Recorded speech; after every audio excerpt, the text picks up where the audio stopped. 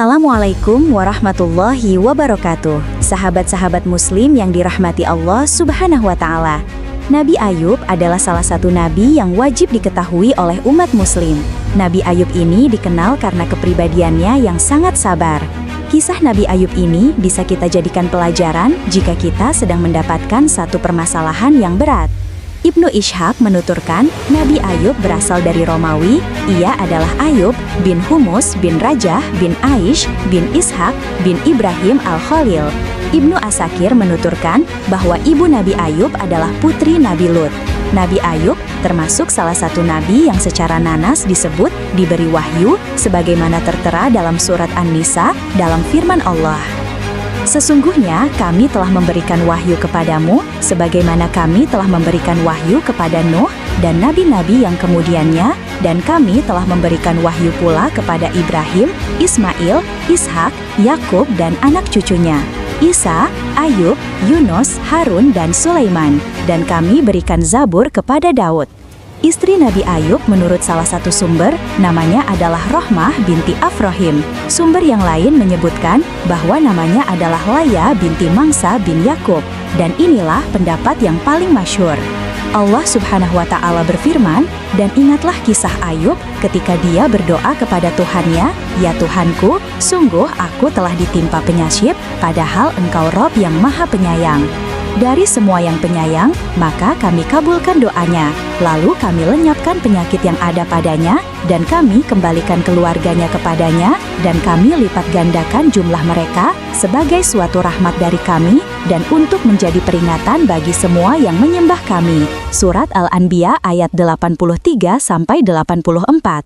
Dan dalam surat Allah berfirman, dan ingatlah akan hamba kami Ayub ketika dia menyeru Tuhannya, sesungguhnya aku diganggu setan dengan penderitaan dan bencana. Allah berfirman, hentakanlah kakimu, inilah air yang sejuk untuk mandi dan untuk minum, dan kami anugerah dia dengan mengumpulkan kembali keluarganya, dan kami lipat gandakan jumlah mereka sebagai rahmat dari kami dan pelajaran bagi orang-orang yang berpikiran sehat. Dan ambillah seikat rumput dengan tanganmu, lalu pukullah dengan itu, dan janganlah engkau melanggar sumpah. Sesungguhnya kami dapati dia seorang yang sabar, dialah sebaik-baik hamba. Sungguh dia sangat taat kepada Allah. Ulama ahli tafsir, sejarah dan lainnya menyatakan bahwa Nabi Ayub adalah orang yang kaya raya, memiliki berbagai jenis harta, mulai dari binatang ternak, budak, hewan, tanah yang terbentang dari Sania sampai Hauron. Ibnu Asakir menuturkan, semua tanah tersebut milik Nabi Ayub. Ia juga memiliki banyak anak dan istri, namun semua itu diambil dari Ayub.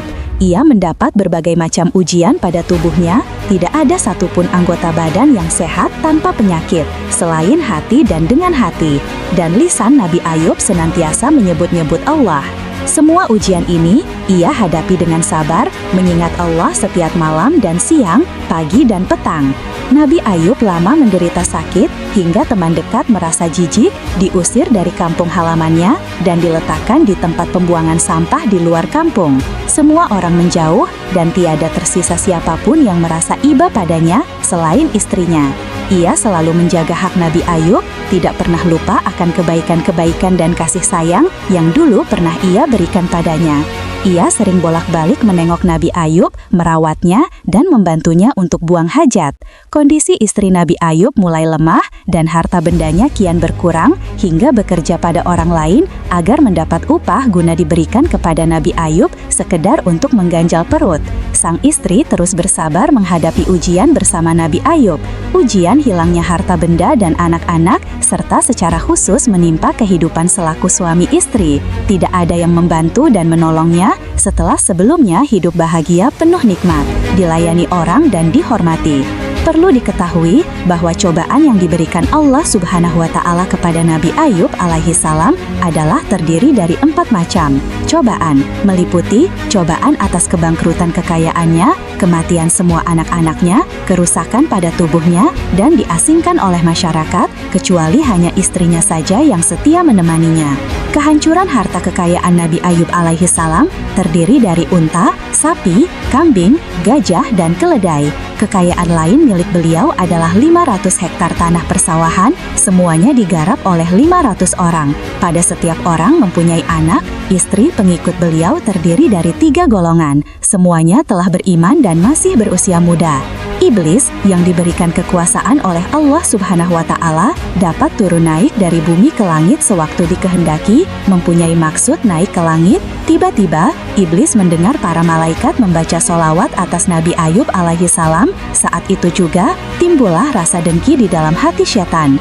Ia berkata, memohon kepada Allah, "Wahai Tuhan, sekarang ini aku memang telah melihat sendiri, hambamu Ayub sangat rajin bersyukur seraya memuji kepadamu. Tetapi, kalau engkau memberi cobaan kepadaku, tentu dia tidak akan bersyukur dan tidak pula mentaatinya." Allah Subhanahu wa Ta'ala berfirman kepada iblis, "Baik, silahkan kamu merangkap sekarang. Aku beri kekuasaan kepadamu untuk mencoba Ayub alaihi salam melalui harta kekayaannya." Iblis berangkat. Ia mengumpulkan semua anak buah, terdiri dari setan dan jin. Ia katakan kepada mereka, "Sekarang aku telah diberi wewenang untuk mencoba Ayub melalui hartanya." Lebih lanjut, iblis berkata lagi, "Ifrit, sekarang kau kubur, itu tugas membakar tempat penggembalaan unta-unta milik Ayub dan sekaligus membunuh semua unta-unta itu. Laksanakan." Iblis datang menjumpai Nabi Ayub alaihi salam saat mana ketika itu beliau sedang melaksanakan sholat. Iblis berkata kepadanya, "Tempat penggembalaan unta-untamu terbakar dan seluruh unta milikmu ikut terbakar juga." Apa yang dikatakan Nabi Ayub alaihi salam? Beliau berkata, "Alhamdulillah, Allah Subhanahu wa Ta'ala sendiri yang memberikan kekayaan itu kepadaku dan hanya Dia saja yang berhak mengambil kembali." Iblis tidak berhenti sampai di situ. Ia meningkat lagi pada kekayaan yang lain. Ia hancurkan semua kambing milik Nabi Ayub alaihi salam berikut tempat penggembalaannya. Ia datang ke Nabi Ayub alaihi salam seraya memberitahukan peristiwa itu. Angin panas telah menghancurkan kebunnya, tidak ada yang tersisa sedikit pun, kata iblis. Sehabis merusak semua kebun milik Nabi Ayub alaihi salam, lalu apa kata Nabi Ayub alaihi salam? Beliau berkata, "Alhamdulillah."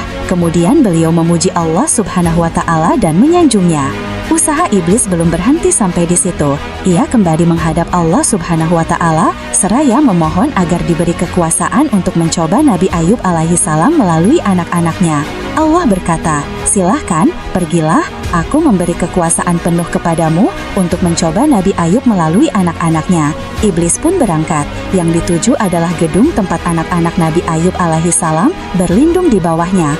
Gedung itu diguncang, lalu hancur, mendidih habis anak-anaknya. Nabi Ayub alaihi salam semuanya mati. Iblis selalu memberitahu Nabi Ayub alaihi salam tentang bencana yang menimpa anak-anaknya. Apa reaksi beliau? Nabi Ayub alaihi salam malah beristighfar, memohon ampun kepada Allah Subhanahu wa Ta'ala.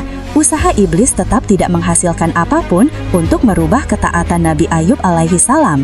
Beliau tetap taat kepada Allah Subhanahu wa Ta'ala dan bersyukur kepadanya. Iblis kembali menghadap Allah Subhanahu wa Ta'ala seraya download agar diberi kekuasaan untuk mengujinya.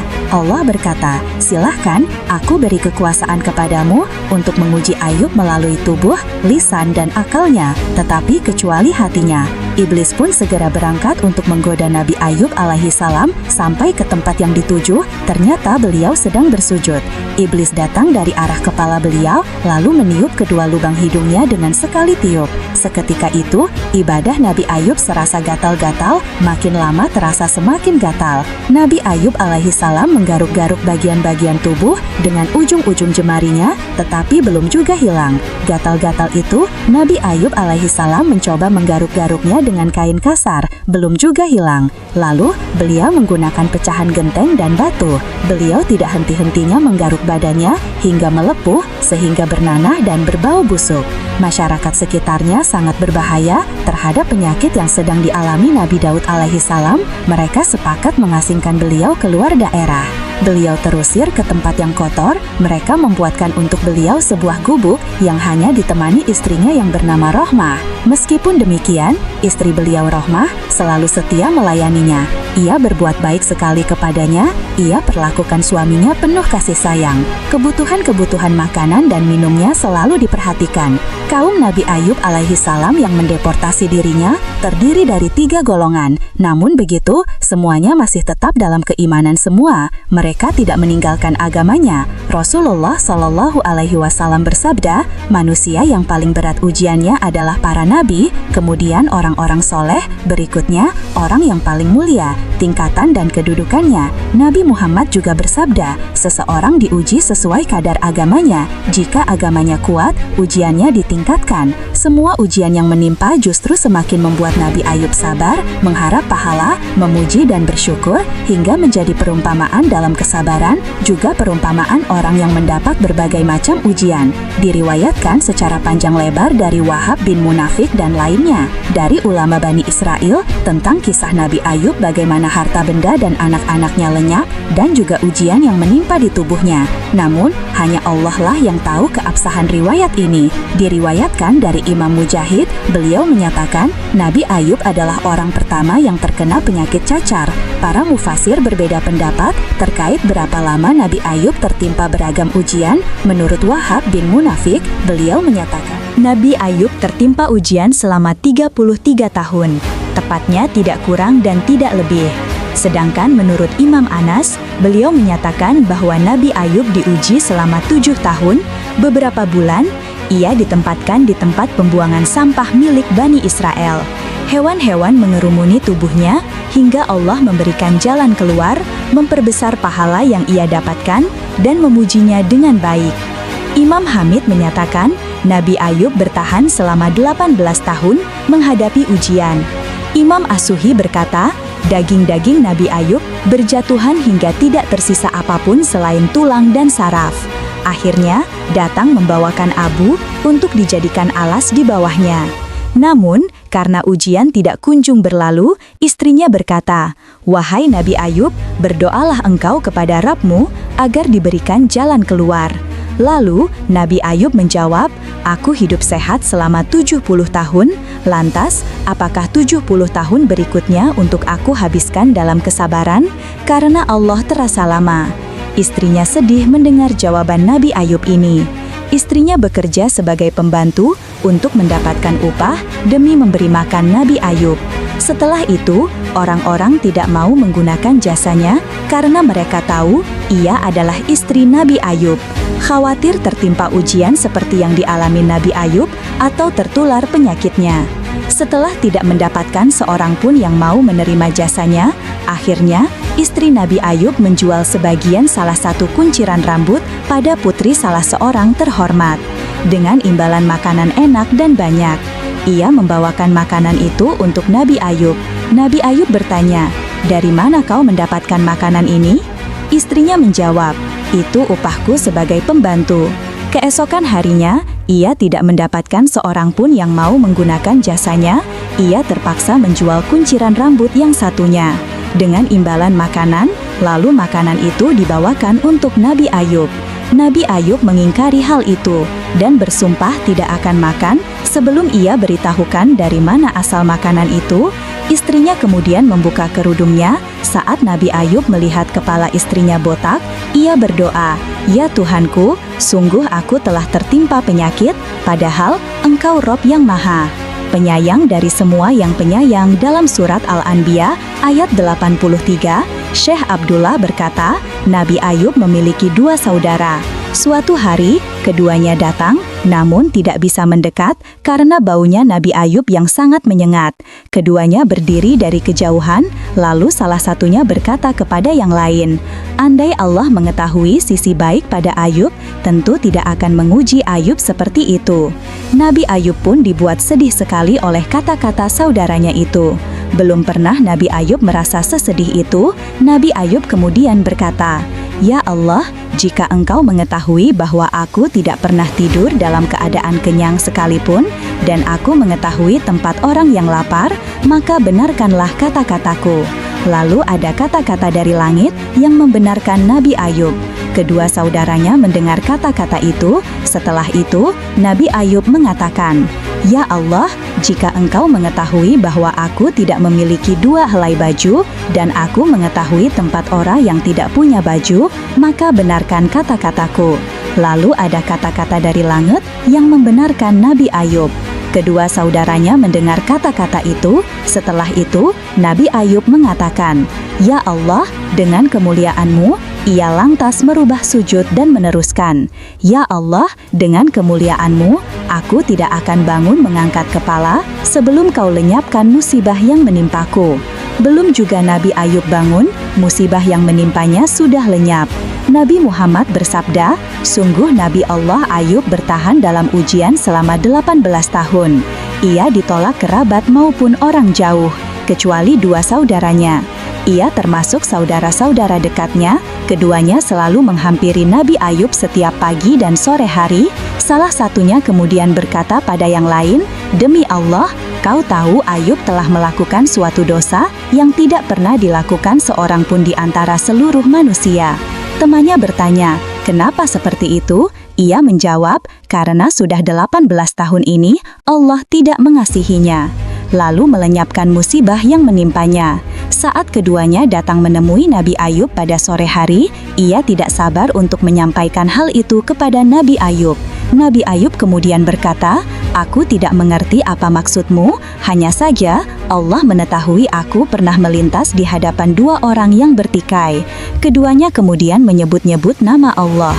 Aku lantas pulang ke rumah, lalu aku tebus sumpah kedua orang tersebut, karena aku tidak mau nama Allah disebut-sebut selain dalam kebenaran.' Nabi Ayub setiap kali membuang hajat, tangannya dipegangi istrinya hingga hajatnya selesai. Suatu hari, istrinya tidak kunjung datang. Lalu Allah mewahyukan kepada Nabi Ayub, 'Di tempatnya, hentakanlah kakimu. Inilah air yang sejuk untuk mandi dan untuk minum.' Surat Syot ayat 42. Saat istrinya datang, ternyata Nabi Ayub tidak ada. Istrinya kemudian lama menunggu, Nabi Ayub kemudian datang, dan istrinya melihat dirinya. Nabi Ayub pun menghampirinya. Ujian yang menimpa Nabi Ayub telah hilang. Nabi Ayub terlihat lebih tampan dari sebelumnya. Setelah melihat Nabi Ayub dalam kondisi seperti itu, istrinya berkata, "Hai, semoga Allah memberkahimu. Apakah kau melihat Nabi Allah yang tertimpa ujian itu? Demi Allah yang Maha Kuasa, untuk menimpakan ujian seperti itu.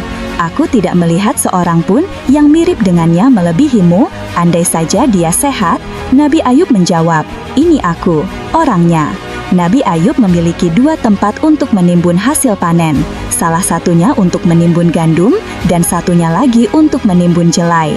Allah kemudian mengutus 2 awan. Ketika salah satunya berada di atas tempat untuk menimbun gandum, awan tersebut menuangkan emas hingga meluap. Sementara awan yang satunya lagi menuangkan perak di tempat penimbunan jelai hingga meluap. Imam Ibnu Abbas menuturkan, Allah mengenakan pakaian dari surga pada Ayub. Ayub kemudian menjauh dan duduk di salah satu sudut. Istrinya datang tanpa bisa mengenalinya. Istrinya berkata, "Hai hamba Allah, kemana perginya orang yang tertimpa ujian yang biasa berada di sini? Sepertinya ia telah dibawa pergi anjing atau serigala." Ia berbicara padanya sesaat, lalu Nabi Ayub berkata, "Bagaimana kau ini? Aku Ayub."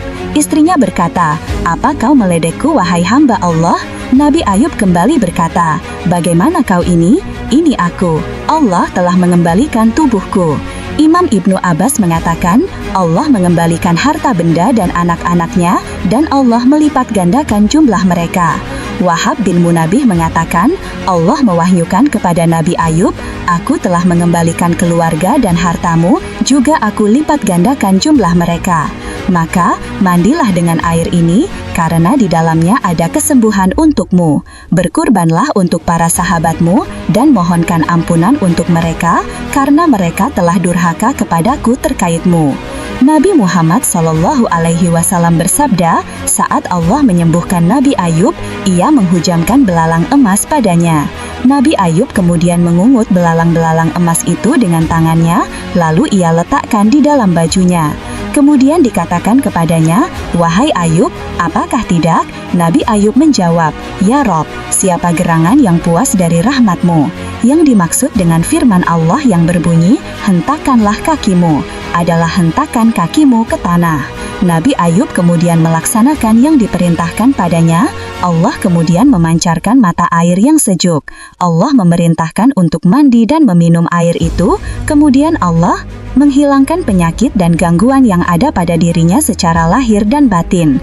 Allah menggantinya dengan kesehatan lahir dan batin, rupa nan elok, dan harta benda yang banyak, hingga Allah menuangkan harta untuknya sebanyak-banyaknya. Allah juga menurunkan hujan belalang emas padanya. Allah menggantikan keluarganya seperti yang ia sampaikan, dan kami kembalikan keluarganya kepadanya, dan kami lipat gandakan jumlah mereka.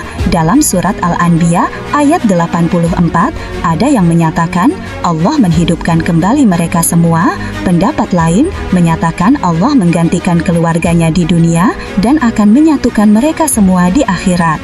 Allah pun menghilangkan kesulitan yang mendera, Allah hilangkan bahaya yang menimpa. Sebagai rahmat kasih sayang dan kebaikan dari Allah, sebagai peringatan bagi siapa saja yang mendapat ujian pada tubuh, harta benda, dan anak. Siapapun yang mendapatkan ujian seperti ini, ia punya teladan dalam sosok Nabi Ayub, yang diberi ujian lebih besar, lalu ia sabar dan mengharap pahala hingga Allah melenyapkan ujian darinya. Diriwayatkan dari Ibnu Abbas bahwa Allah mengembalikan usia muda pada istri Nabi Ayub dan membuatnya lebih cantik, hingga melahirkan 26 anak lelaki untuk Nabi Ayub. Setelah itu, Nabi Ayub hidup selama 70 tahun di Romawi, memeluk agama yang lurus. Namun, setelah Nabi Ayub meninggal, mereka mengubah agama Nabi Ibrahim.